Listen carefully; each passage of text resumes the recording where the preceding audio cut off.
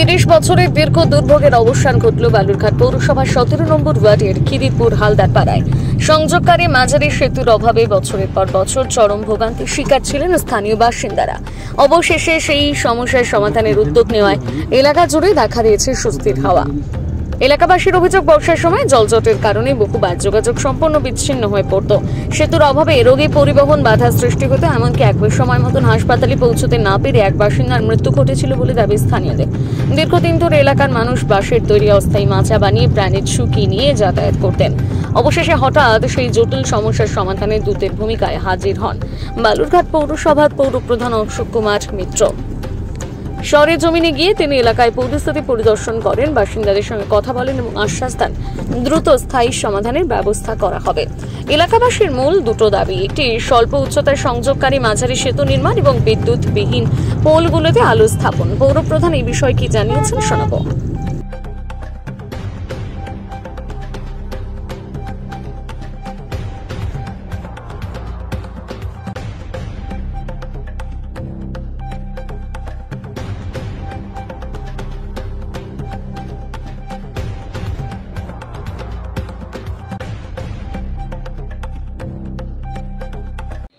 বলছি দাদা, যে আমাদের রাস্তার সমস্যা আমরা বলছিলাম এর আগে যে আমাদের যাওয়ার রাস্তা নেই, 6-7টা ফ্যামিলি যাওয়ার খুবই কষ্ট। আর আসলে বাড়িতে এসে রাস্তা দেখলো, দেখে বললো যে ঠিক আছে তোমাদের সমস্যা, আমাদের এই রাস্তাটা করে দেব। রাস্তায় কি সমস্যা? যাওয়া আসার রাস্তা নেই আমাদের, আমরা নিজে একজন বলেন। হ্যাঁ বলেন, কি সমস্যা? রাস্তা আমরা বলেছি যে রাস্তাটা করে দিলে আমাদের ভালো হয়। কি রাস্তা? এখন আমাদের সমস্যা একটা সাঁকোর মতো, একটা ব্রিজের মতো করে দিলে আমাদের সুবিধা হয়।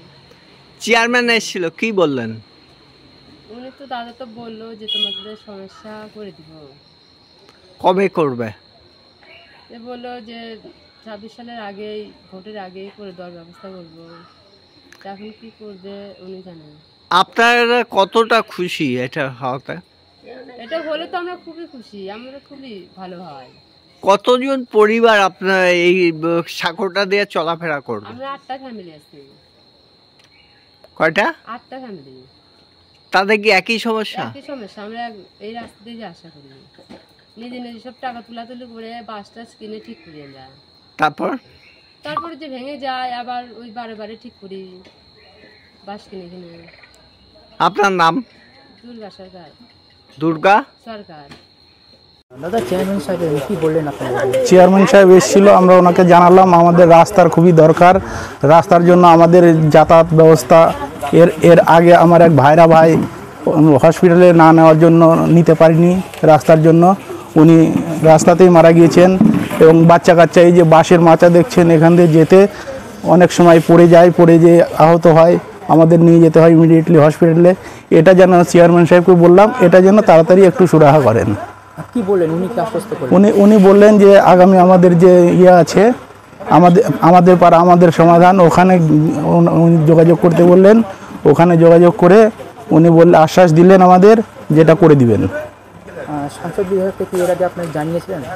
না, সাংসদ বিধায়কের কাছে আমরা যাইনি। কি নাম আপনার? আমার নাম গৌরাঙ্গ সরকার। ওয়ার্ডটা বলবেন কত নম্বর? 17 নম্বর ওয়ার্ড।